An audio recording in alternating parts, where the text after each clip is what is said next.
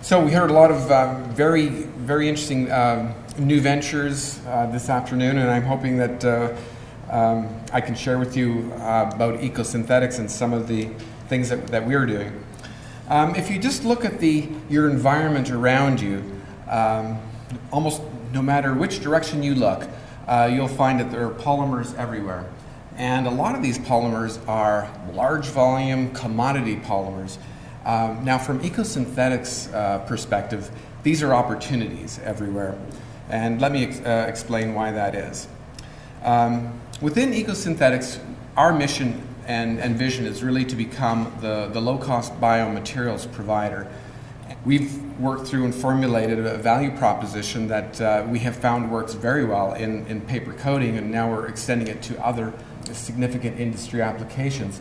But basically, our approach is as follows. And it requires really three legs to stand on. If we go to one of our paper mill potential customers and tell them that our offering it allows them to generate equal or superior performance to their traditional petroleum-based latex binder that they're using, they'll say, yeah, that's interesting. And then if we tell them, and we can also significantly reduce your carbon footprint by 65% with our material versus a styrene butadiene latex material, well, that's really very interesting. And then the last point is if we tell them that we can also offer them cost savings at the same time versus their incumbent materials, then we get invited to the table for a discussion, and which usually ends up leading to a trial. And once they trial the material, we generally end up being very successful in converting the petroleum-based latex product with our material. So that's the approach that we generally use. And what we're looking at now is really extending this. As I mentioned, our first commercial success has been in paper and paperboard, and that's about a $5.5 billion global business. It's very, very substantial. We're doing quite well in it. But then there are a number of other areas of interest, personal care products, insulation for buildings and materials. They use phenol formaldehyde as a binder material in a lot of these insulation materials, which they're looking for substitutes, obviously, for that material. Paints and coatings, adhesives, carpet backing, even pet care products, mining and metals binders, some agricultural products we're interested in having a look at, and surfactants. I think what is most striking about all of these is just the diversity of them. They're just so different, but they all have something in common, and that is they all require either like a binder functionality or some kind of an adhesion functionality or some kind of an encapsulation functionality, and that's really what our system brings to the table. So we have a large addressable market to go after. Now, just to give you a little bit of details about what EcoSynthetix really does, we take cornstarch or other starch sources like tapioca, wheat, and in another one of our technology platforms, we use glucose or dextrose. And then we basically take those feedstock products, introduce some of our proprietary technology with chemicals and heat, and then convert it in a continuous reactive extrusion process. And out the other end comes a material which we call biolatex dry polymer product.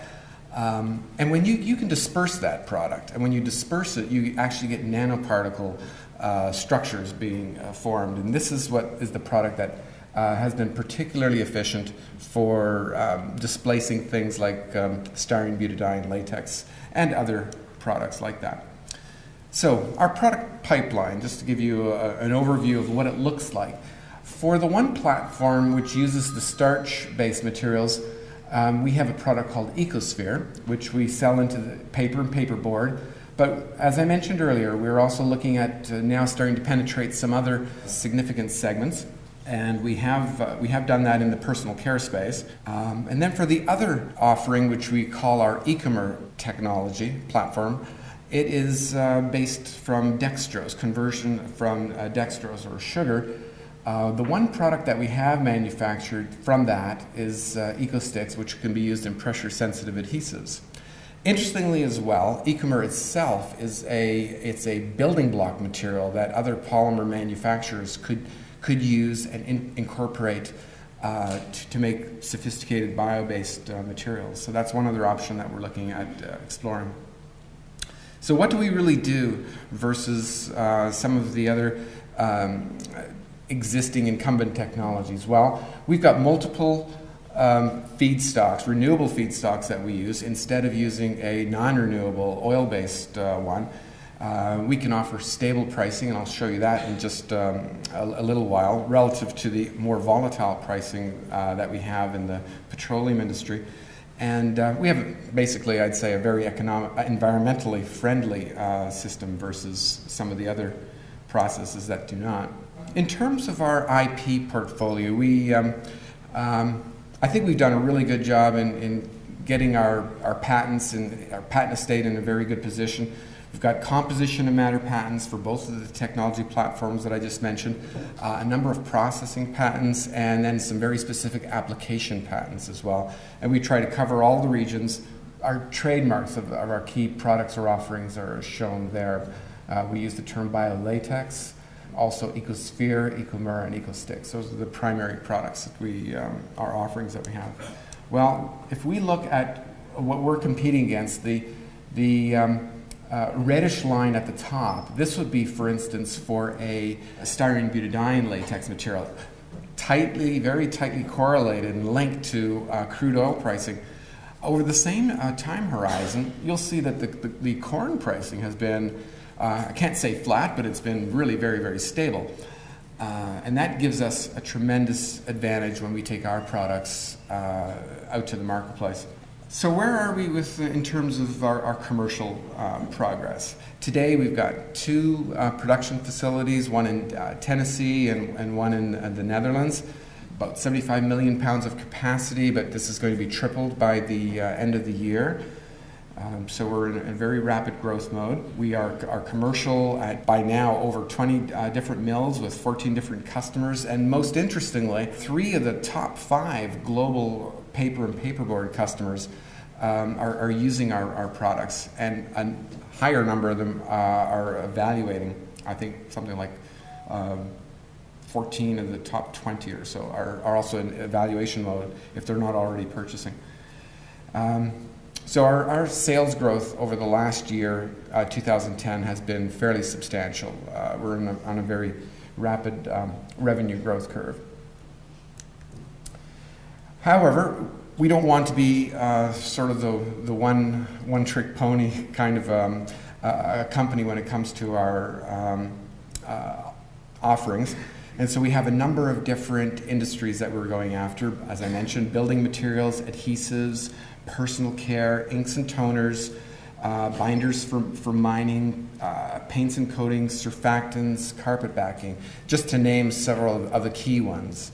And again, this is it's a big piece of the pie that we're trying to go after of the addressable market. We do have a facility as well. Our headquarters are stationed in Burlington. Just a couple of interesting little tidbits about it. We've got a state, not only is it our headquarters, it is also houses our state-of-the-art research facility. It's our center of innovation, which has a Swiss-made co-extrusion line, very sophisticated. Most importantly, it allows us to do very rapid prototyping and R&D development work for all the different applications that we're intending to pursue. This wouldn't have been possible had it not been for generous investment and support, and SCA has very kindly been one of the key investors for us, so we thank you very much for that, to enable us to do that. We used to have some facilities located in Lansing, Michigan, and we consolidated everything in this operation, and that funding made that possible. And that is, in a snapshot, EcoSynthetix.